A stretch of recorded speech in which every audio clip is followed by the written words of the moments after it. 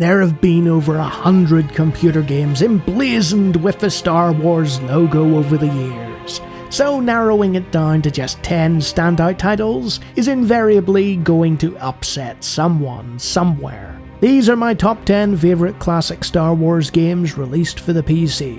Let's go!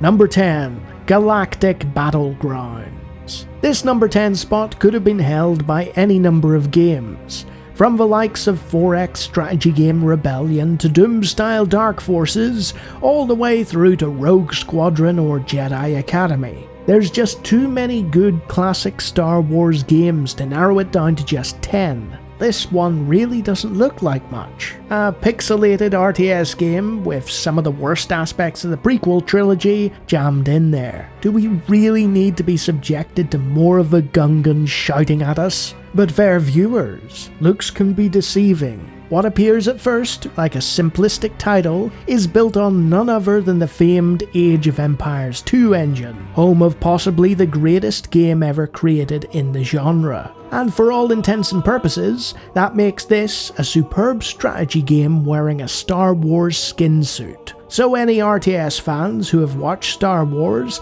will enjoy the overlooked Galactic Battlegrounds. Number 9. Jedi Knight 2 Jedi Outcast. Imagine taking everything from Jedi Knight, putting it in an id Tech engine, and letting Raven Software of Heretic and Hexen fame produce it for you. That's precisely what happened with this third Dark Forces game, the confusingly titled Jedi Knight 2, and because of that it doesn't feel anywhere near as dated as its predecessors on a technical level. The important thing is that Kyle is back for more Stormtrooper slaughter, and that's precisely what this game provides you. More evil Jedi to stomp, more Imperials to massacre, and lots of dismembering lightsaber swinging. Just try to remember that this is a real first-person shooter, not one of your modern hold-you-by-the-hand types. You will die repeatedly and terribly until you learn otherwise. It's brutally hard on anything other than the easiest setting. So why isn't this higher on the list? Well, the level design and pacing is some of the worst I've ever seen in a shooter, full of confusing layouts and cheap deaths. And despite the vastly improved lightsaber combat, the initial shooting mechanics aren't much better than the original either. If you're really struggling, turn the difficulty down and turn on realistic sabers.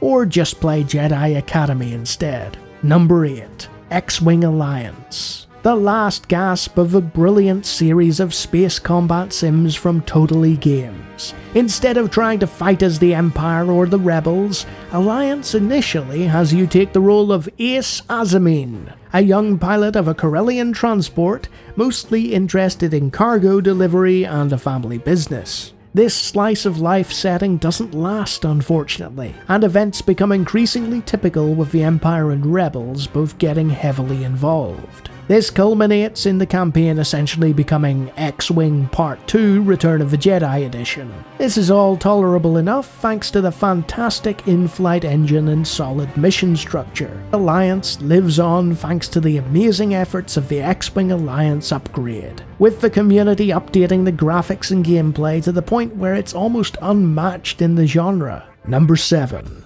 Episode 1 Racer. What should have been a throwaway title serving as a blatant advertising for the Phantom Menace, Episode 1 Racer is one of those games that is far better than it has any right to be. A surprising degree of care was put into both the game engine and the mechanics of being a pod racer. Race around incredible maps against all kinds of bizarre opponents, upgrade your speeder, listen to Watto make all kinds of well-acted noises, compete in tournaments and enjoy the high-octane racing as you fly about the tracks at breakneck speeds, and try to force your machine to stop exploding from impact or pushing your engines to breaking point and exploding as a result. The best part? You don't even have to be the annoying kid protagonist. You can choose to be some bizarre alien instead, and finally put that little irritant in his place. Now that was pod racing. Number 6. Republic Commando. Much like the previous entry, on the surface this looked like a throwaway movie marketing tie-in that would give us some rudimentary shooting and perhaps the odd good level. Instead, what we got was an intensely tactical, squad-based first-person shooter, with great repartee and a series of mechanics that all worked in its favour. So much so that people have been clamouring for a sequel to this game for years now. You're the member of a squad of commandos, unsurprisingly, clone soldiers that are dropped into heavy firing battlefields and must work together to overcome obstacles and achieve objectives. Your communications are always open and you're always ordering your squad mates to do a variety of things that they're each especially suited to, with surprisingly effective AI working for you rather than against you. The voice acting is excellent, and my only complaint is that the opposition can sometimes get a bit bullet spongy. With all the various community patches and fixes this game has had over the years, it's well worth checking out even to this day, assuming you're a team player of course. Number 5. Battlefront II. No, not the EA one, don't be silly. We're talking about the classic multiplayer shooter that had you running around in first or third person through arenas and killing the opposition or completing objectives before moving on. There are multiple classes, all with their own skills and abilities, and a number of faction-specific ones too, as well as hero units. You're part of a massive army that must fight over checkpoints against another massive army. You control one trooper at a time, and much like tournament titles, you can respawn if you die. The battles stretch from the Clone Wars through to the Battle of Hoth from The Empire Strikes Back, and the action is fast and furious. Oh, and don't forget, you can also go into space! So whether you're in it for the multiplayer or the single player blast through the campaign or galactic conquest, the original Battlefront 2 is a must play for those who like their explosions. For people who aren't into that style of shooter, a Star Wars skin probably isn't going to change their minds. Number 4.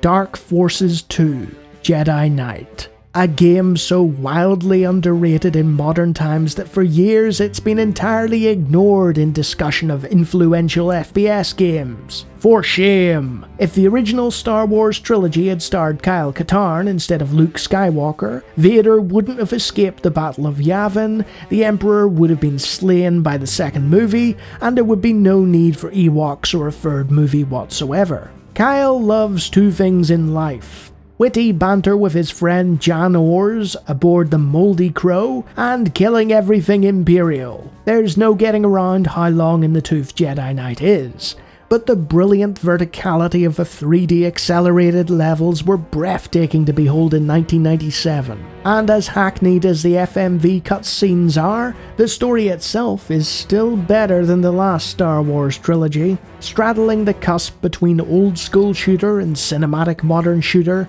you keep your blaster warm by gunning down all kinds of bounty hunters in the opening levels that take you through the sprawling cityscape of Nar Shaddaa, before returning home and recovering your father's lightsaber. Then comes the limb-severing and force-wielding death dealer, the likes of which have never been seen since. Sure, it's very difficult compared to modern shooters, and the labyrinthine levels combined with early 3D design are gonna be frustrating to navigate for some, but this FPS was regarded as the best ever made, Star Wars or otherwise, until Half-Life came along and stole all its thunder. Now with the open JKDF2 source port, you can enjoy Jedi Knight with better frame rates and modern OS support, and see the brilliant Star Wars first-person shooter you've been missing out on. Number 3.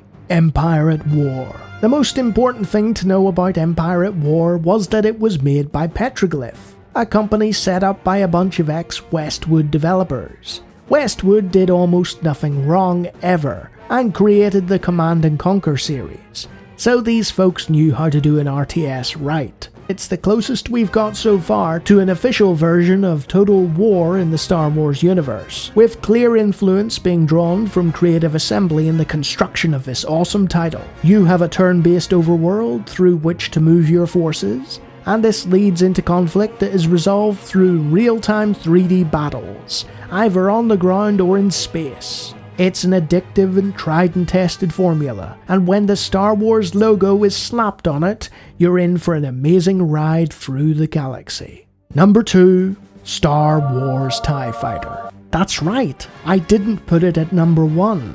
Followers of my channel will find that to be the biggest shock of my channel's history. the greatest space combat sim of all time is not even the greatest Star Wars game of all time. I've talked about TIE Fighter endlessly in other videos, so I'll not keep you long with this entry. It's the best space combat game ever. Go look up the TIE Fighter Total Conversion for the XWing Alliance upgrade, and go play that. If you need any other information on TIE Fighter itself, go check out the multitudinous number of videos I've already done about it. Number 1. They say the Force can do terrible things to a mind. It can wipe away your memories and destroy your very identity.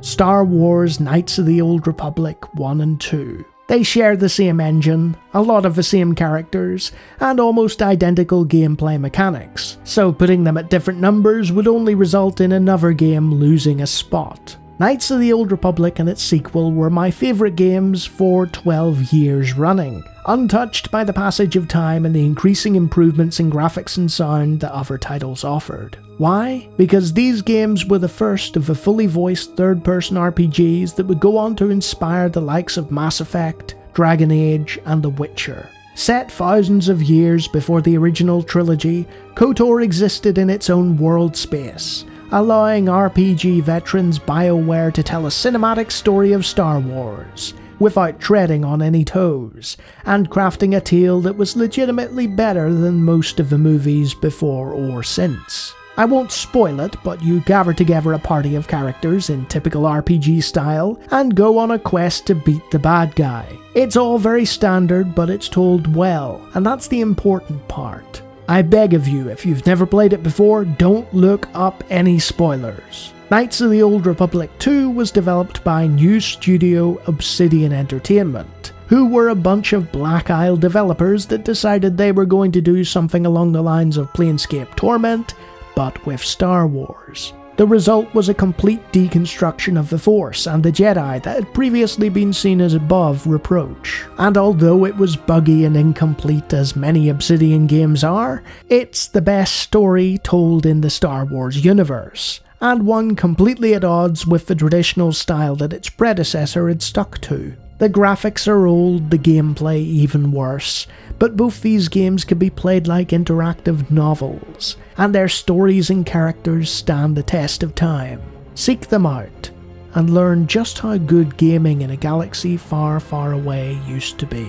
Did you like that top 10? I have loads more on the channel in this handy playlist, and hundreds of other videos talking about PC games from the past. Feel free to take a look, and if you like what you see, you can subscribe. Until next time.